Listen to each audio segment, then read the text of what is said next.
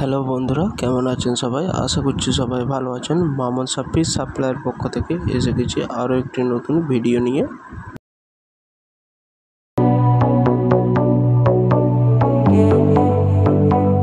ভিডিওতে আপনারা যে মাছগুলো দেখতে পাচ্ছেন এগুলো হচ্ছে অরিজিনাল দেশি মাগুর মাছের পোনা। দেশি মাগুর মাছ অত্যন্ত সুস্বাদু এবং পুষ্টিকর খাবার।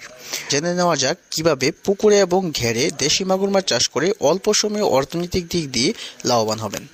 মাগুরের অতিরিক্ত শ্বাসতালি থাকায় পানি ছাড়াও বাতাস থেকে সরাসরি অক্সিজেন গ্রহণ করতে পারে, তাই মজা এবং পচা পুকুর, ছোট্ট ছোট্ট ডুবা ইত্যাদি জলাশয়ে দূষিত পানিতেও বেঁচে থাকতে কোনো সমস্যা হয় না।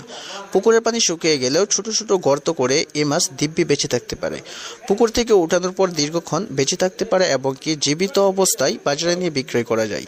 ছোট বড় এবং কি মাঝারি যে কোনো ধরনের পুকুরেই দেশি মাগুর মাছ চাষ করা যায়, তবে 10% থেকে 33% এবং গভীরতা 80 থেকে 120 সেন্টিমিটার অর্থাৎ 3 ইঞ্চি থেকে 4 ফুট হতে হবে।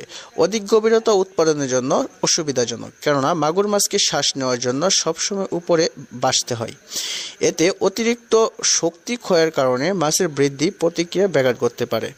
সম্মানিত ভিউয়ার্স, ছোট বড় যেহেতু যে কোনো ধরনের পুকুরেই দেশি মাগুর মাছ চাষ করা যায়, তাহলে যে কোনো পুকুরে আপনারা একক বা মিশ্র উভয়ভাবেই দেশি মাগুর মাছ চাষ করতে পারবেন।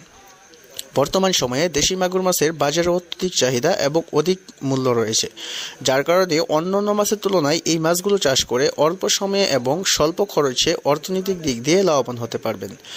আপনারা এককভাবে এইগুলো মাছগুলো চাষ করতে গেলে প্রতি শতকে 800 থেকে 1000 পিস মাছের পোনা মজুত করতে হবে এবং কার্প জাতীয় মাছের সাথে বা অন্যান্য ক্যাটফিশ জাতীয় মাছের সাথে মিশ্রভাবে চাষ করতে গেলে প্রতি শতকে 400 থেকে 500 পিস মাছের পোনা মজুত করতে হবে।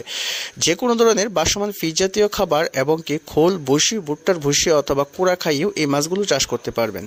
সম্মানিত ভিউয়ার্স, তাহলে অবশ্যই আপনাকে অরিজিনাল ভুট থেকে উৎপাদন করা দেশি মাগুর মাছ